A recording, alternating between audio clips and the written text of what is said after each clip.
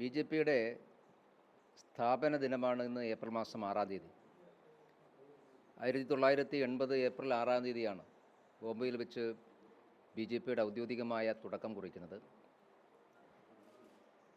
ഈ ഏപ്രിൽ മാസം 6-ാം തീയതി മുതൽ ഏപ്രിൽ 14 വരെയുള്ള ദിവസങ്ങളിൽ സ്ഥാപന ദിനാചരണത്തിൻ്റെ ഭാഗമായി വിപുലമായിട്ടുള്ള പരിപാടികൾക്കാണ് പാർട്ടി ദേശീയ നേതൃത്വം ആസൂത്രണം ചെയ്തിട്ടുള്ളത്. വികസിത ഭാരതം എന്ന ഒരു വലിയ സന്ദേശം നരേന്ദ്രമോദിയുടെ നേതൃത്വത്തിൽ രാജ്യം ഭരിക്കുന്ന ഗവൺമെൻറ് ഉയർത്തിപ്പിടിക്കുകയാണ്.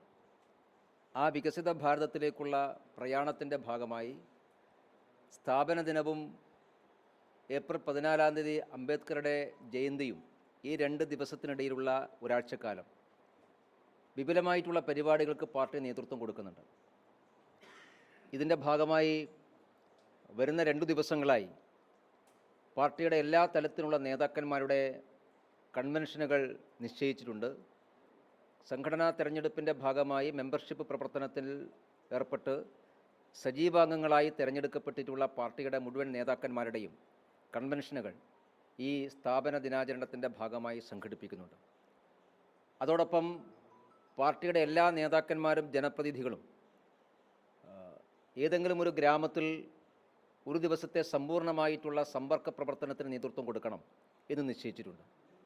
കേരളത്തിലെ എങ്ങനെ ഏതാണ്ട് 25,000-ഓളം ഗ്രാമങ്ങളിൽ പാർട്ടി നേതാക്കന്മാർ ഈ ഒരാഴ്ച ദിവസങ്ങളിൽ സന്ദർശനം നടത്താൻ വേണ്ടി തീരുമാനിച്ചിട്ടുണ്ട്. ഏപ്രിൽ മാസം 14-ാം തീയതി അംബേദ്കർ ജയന്തിയാണ്. അംബേദ്കർ ജയന്തി സമുചിതമായി ആഘോഷിക്കുവാനും അംബേദ്കറുടെ പ്രതിമകൾ വൃത്തിയാക്കൽ, പുഷ്പാർച്ചന നടത്തൽ, കോളനികൾ കേന്ദ്രീകരിച്ചുള്ള ശുചീകരണ പ്രവർത്തനങ്ങൾ, അതുപോലെ തന്നെ അംബേദ്കറും രാജ്യത്തിൻ്റെ ഭരണഘടനാ നിർമ്മാണവുമായി ബന്ധപ്പെട്ട വിഷയങ്ങളെ സംബന്ധിച്ചുള്ള വിപുലമായ സെമിനാറുകൾ, ഇത്തരത്തിലുള്ള പരിപാടികൾ കൂടി സംഘടിപ്പിച്ചിട്ടുണ്ട്. രാജ്യത്തെമ്പാടും അംബേദ്കർക്കെതിരായി കോൺഗ്രസ് സ്വീകരിച്ചിട്ടുള്ള സമീപനം ഈ കാലയളവിൽ ജനങ്ങളുടെ ഇടയിലേക്ക് എത്തിക്കണം എന്ന് പാർട്ടി ആഗ്രഹിക്കുന്നുണ്ട്. കാരണം രാജ്യത്തിൻ്റെ ഭരണഘടനാ ശില്പിയായിട്ടുള്ള അംബേദ്കറോട് അങ്ങേയറ്റത്തെ അനാദരവാണ് കോൺഗ്രസ് നേതൃത്വം കൊടുത്തിട്ടുള്ള എല്ലാ ഗവൺമെൻറ്റുകളും കാണിച്ചിട്ടുള്ളത്. ഈ വസ്തുത ജനങ്ങളിലേക്ക് എത്തിക്കാൻ ആവശ്യമായിട്ടുള്ള വിപുലമായ പ്രചരണങ്ങൾക്കും സെമിനാറുകൾക്കും ഈ കാലയളവിൽ പാർട്ടി നേതൃത്വം കൊടുക്കാനും വേണ്ടി തീരുമാനിച്ചിട്ടുണ്ട്. കേരളത്തിൽ ഭാരതീയ ജനതാ പാർട്ടി അതിൻ്റെ സാമൂഹ്യപരമായിട്ടുള്ള അടിത്തറ വിപുലപ്പെടുത്തുവാൻ ഈ കാലയളവ് പ്രയോജനപ്പെടുത്താൻ വേണ്ടി നിശ്ചയിച്ചിട്ടുണ്ട്. പ്രത്യേകിച്ചും കഴിഞ്ഞ പാർലമെൻറ്റ് തെരഞ്ഞെടുപ്പിൽ കേരളത്തിലെ പിന്നോക്ക ജനവിഭാഗങ്ങൾ, പട്ടികജാതി പട്ടികവർഗ ജനവിഭാഗങ്ങൾ, ഇവരുടെ വലിയ പിന്തുണ കഴിഞ്ഞ പാർലമെൻറ്റ് തെരഞ്ഞെടുപ്പിൽ ബി ജെ പിക്ക് ലഭിച്ചിട്ടുണ്ടായിരുന്നു. കഴിഞ്ഞ 10 വർഷക്കാലം നരേന്ദ്രമോദി ഗവൺമെൻറ് പിന്നോക്ക ജനവിഭാഗങ്ങൾക്കും പട്ടികജാതി പട്ടികവർഗ വിഭാഗങ്ങൾക്കുമെല്ലാം അവർക്ക് അനുകൂലമായി സ്വീകരിച്ചിട്ടുള്ള സമീപനങ്ങളാണ് കേരളത്തിലും വലിയ തോതിലുള്ള ജനപിന്തുണ സമാർജിക്കാൻ ബി ജെ പിക്ക് സാധിച്ചിട്ടുള്ളത്. അത് മുമ്പോട്ട് കൊണ്ടുപോകാൻ ആവശ്യമായിട്ടുള്ള പ്രവർത്തനങ്ങൾ ഈ കാലയളവിൽ ഞങ്ങൾ സംഘടിപ്പിക്കും.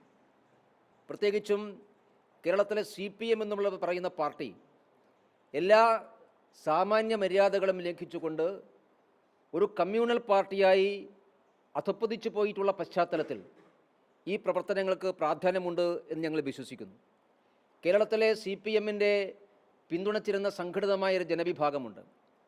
ഈഴവാദി പിന്നോക്ക ജനവിഭാഗങ്ങളും പട്ടികജാതി വിഭാഗവുമായിരുന്നു ഒരു കാലഘട്ടത്തിൽ കമ്മ്യൂണിസ്റ്റ് പാർട്ടിയുടെ ഏറ്റവും വലിയ ഇന്ധനമായി മാറിയത്.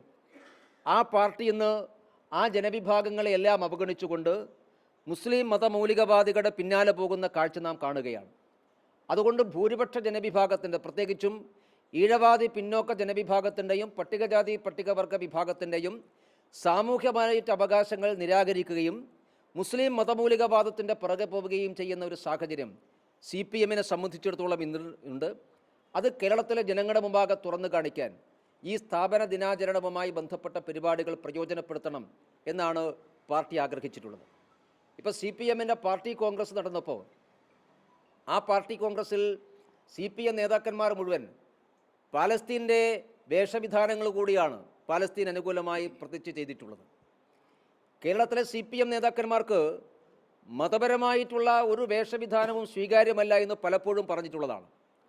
ദേവസ്വം വകുപ്പ് മന്ത്രി ശബരിമല സന്ദർശിച്ചപ്പോൾ ഒന്ന് കറുപ്പുടുക്കാനോ അല്ലെങ്കിൽ ശബരിമല ക്ഷേത്രസന്നിധിയിൽ ഒന്ന് തൊഴാനോ പോലും തയ്യാറായിട്ടില്ല. ഒരു പ്രാവശ്യം മുഖ്യമന്ത്രി ഗുരുവായൂർ സന്ദർശിച്ചപ്പോൾ ആ അമ്പലനടയിൽ തൊഴാൻ പോലും തയ്യാറായിട്ടില്ല. കേരളത്തിലെ കമ്മ്യൂണിസ്റ്റ് നേതാക്കന്മാർക്ക് ഹിന്ദു ക്ഷേത്രങ്ങളിൽ പോകുമ്പോൾ ആ ഹിന്ദു ക്ഷേത്രങ്ങളുടെ ആചാരങ്ങളോ സമ്പ്രദായങ്ങളോ സ്വീകരിക്കാൻ അവർ തയ്യാറാകാറില്ല.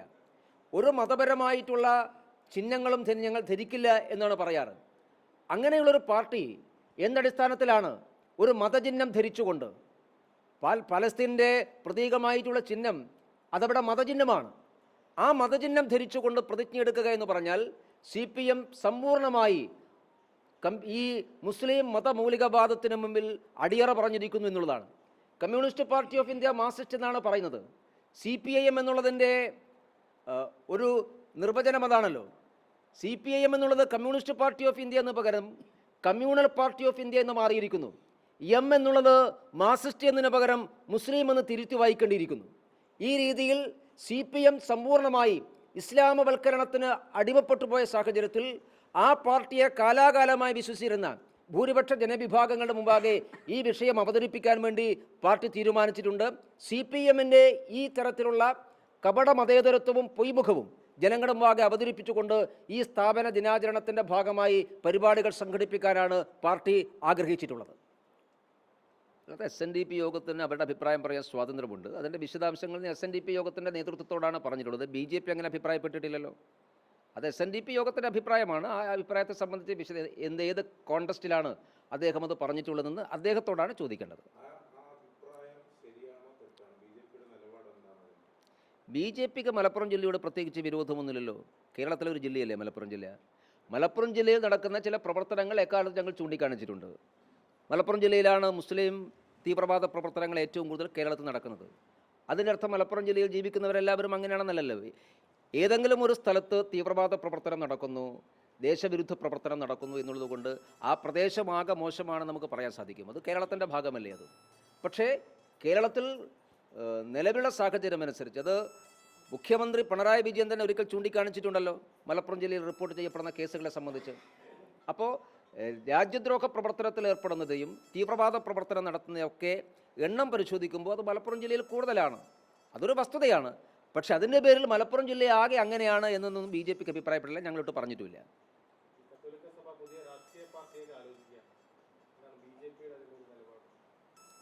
അതൊക്കെ വരുമ്പോൾ പറയേണ്ട കാര്യമല്ലേ. രാഷ്ട്രീയ പാർട്ടികളൊക്കെ കേരളത്തിൽ ആർക്ക് വേണമെങ്കിലും ആരംഭിക്കാമല്ലോ.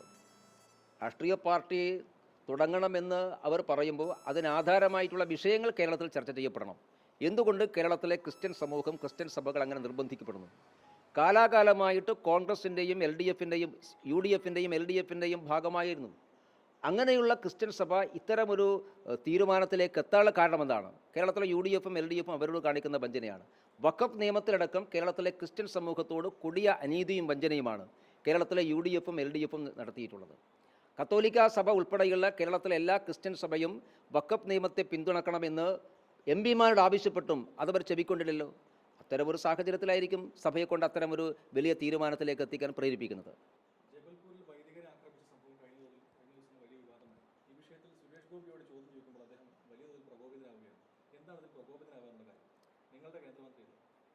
ഒരാൾ എന്തുകൊണ്ടാണ് പ്രകോപിതനാകുന്നത് എന്നോട് ചോദിച്ചാൽ ഞാനെന്താ പറയുക? ഞാൻ എന്തുകൊണ്ടാണ് പ്രകോപിതനാണെന്ന് എന്നോട് ചോദിച്ചാൽ എനിക്ക് പറയാം. മറ്റൊരാളെ പ്രകോപിതനാണെന്ന് എനിക്ക് പറയാൻ പറ്റുമോ? അത് നിങ്ങൾ അദ്ദേഹത്തോട് ചോദിക്കുക.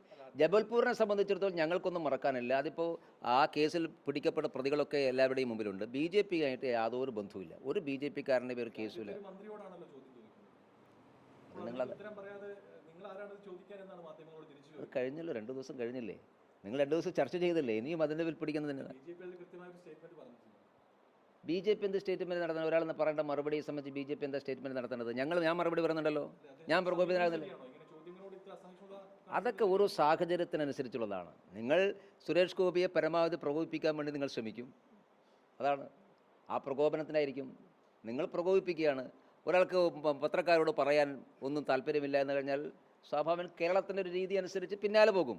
ചിലർക്ക് ഇഷ്ടപ്പെടും. എൻ്റെ പിന്നാലെ പോകുന്നാൽ എനിക്ക് വിരോധമില്ല, ചിലർക്കത് ഇഷ്ടപ്പെടില്ല. അത് ഉണ്ടായിരിക്കും. അത്രയേ ഉള്ളൂ. അതൊക്കെ കഴിഞ്ഞല്ലോ, 2 ദിവസം ചർച്ച ചെയ്തല്ലോ, അത് മതിയായില്ലേ? ധാരാളമായില്ലേ? ഓക്കെ.